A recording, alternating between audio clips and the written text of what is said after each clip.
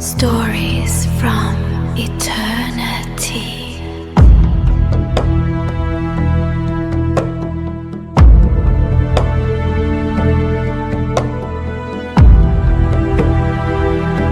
In 2006, archaeologists working on a small island near Venice opened a mass grave from the time of the plague. Among the bones, they found the skull of an old woman, and someone, centuries ago, had forced a brick between her jaws. The newspapers called it a vampire burial, but the people who buried her were not afraid of a vampire. Vampires rise. Vampires walk. What those people feared never leaves its grave at all. The Germans had a name for it. The Nachzehrer, the one who devours afterward.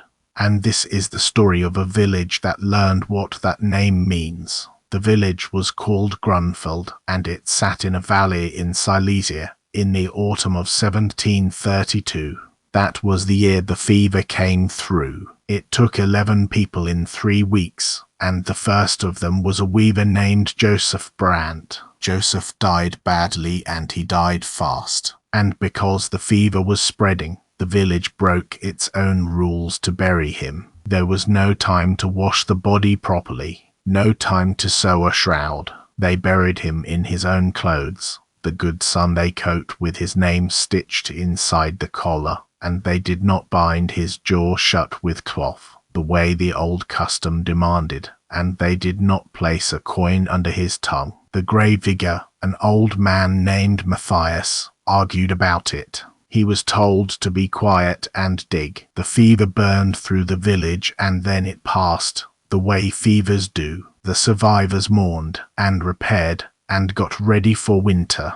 Everyone began to recover. Everyone except the Brandt family. Joseph's widow, Greta, had survived the fever untouched. But in the weeks after the burial, she began to fade. Not sick exactly, just thin, then thinner. Her skin went grey and loose, her eyes sank, and she moved through the village like a woman being emptied out from a great distance. The doctor found nothing. No fever, no cough, no cause. Then the same thing began happening to her son. He was 14 and strong, and by Christmas he could not lift a bucket of water. By January he could not leave his bed.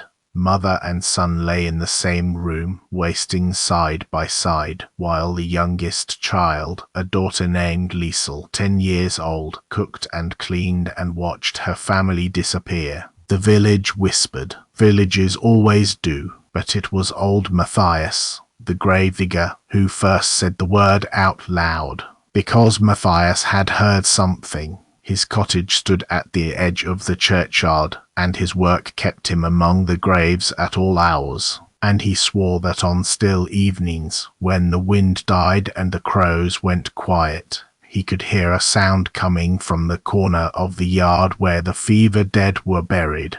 A soft sound, wet and rhythmic and patient. It sounded, he said, exactly like a pig eating, and it was coming from under the ground. From one grave in particular, Joseph Brandt's. Matthias went to the priest, and the priest told him he was a drunk old fool. So Matthias went instead to the oldest woman in the valley, a widow who lived up past the mill, and he told her what he had heard. She did not call him a fool. She sat very still for a long time, and then she asked him 3 questions. Was the dead man buried in clothes bearing his own name? Was his jaw left unbound?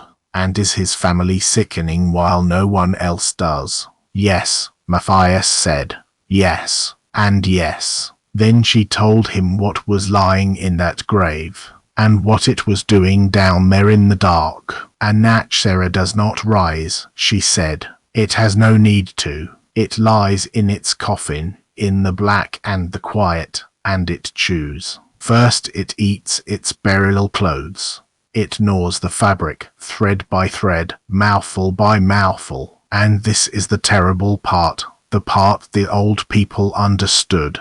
Every mouthful it swallows down there is drawn out of its own family up here. As it feeds in the grave, They starve in their beds. It does not need to visit them. It is connected to them, the way a root is connected to a branch. It eats, and they are eaten. And it does not stop, she said. When the clothes are gone, it begins on its own flesh, its hands first. And when the family is used up, dead and buried around it, it grows strong enough for the last thing. It leaves the grave just once, climbs the church tower in the dark, and rings the bell. And every soul who hears that bell across the valley sickens and dies, and the ground fills up, and the thing lies back down in the middle of a full churchyard, fat and finished. Matthias asked her how to stop it. "Open the grave," she said. "You will know it when you see it. Put a stone in its mouth so it can never chew again. Then take a sharp spade and take its head off in one stroke." "One stroke," she said, "and mind the blood. Do not let a single drop touch you." They went on a moonless night in February. Matthias, the blacksmith, and 2 farmers who had lost people to the fever. The priest refused to come, but Liesel Brandt came, 10 years old, standing at the edge of the grave with a lantern, because her mother could no longer walk and her brother could no longer speak, and someone from the family had to witness it. The ground was frozen and the digging took hours, and the deeper they dug, the more all 4 men noticed the same thing, though none of them said it out loud. They could hear it now too. Chewing, soft and wet and unhurried, coming up through the soil under their boots, closer with every spade of earth. And it did not stop as they dug. It did not pause. It did not care that they were coming. The coffin lid had been cheap pine. What they saw when they pried it open, all 4 men swore to separately, in church, with their hands on scripture, for the rest of their lives. Joseph Brandt had been dead for 4 months, but the body in the coffin was not a 4-month corpse. It was plump, the cheeks were full and the skin was smooth and there was colour in the lips, a deep, glutted red, like a tick. The Sunday coat was gone, not rotted, gone, eaten down to a few chewed threads around the shoulders. The left eye was wide open, staring straight up, and it was wet. And it moved to look at them. One hand was raised to the mouth, and it did not stop chewing, even in the lantern light, even with 4 men and a child staring down into the box. The jaws kept working, slow and steady and inward, on what was left of its own thumb. The blacksmith was the one who did it. He was the only one whose hands were still steady. He forced a granite stone the size of a fist between the working jaws, and the sound the thing made around that stone was the sound every one of those men heard in their sleep until the day they died. Then he took the sharpened spade and set it against the throat, and Matthias later said that in the last moment before the blacksmith stamped down the thing's other eye opened, and it looked at Liesel. One stroke. The chewing stopped, and 10 miles of frozen valley went so quiet that they could hear the ice cracking on the millpond. Greta Brandt woke the next morning and asked for bread. Her son was on his feet within the month. Neither of them was ever told the whole of what was done, and Liesel never spoke of it, though it was noticed that for the rest of her long life she never once ate meat, and never went to a funeral, and always crossed the road rather than walk past the churchyard corner where her father lay buried in 2 pieces under a slab of granite. The village of Grunfeld kept its old customs after that.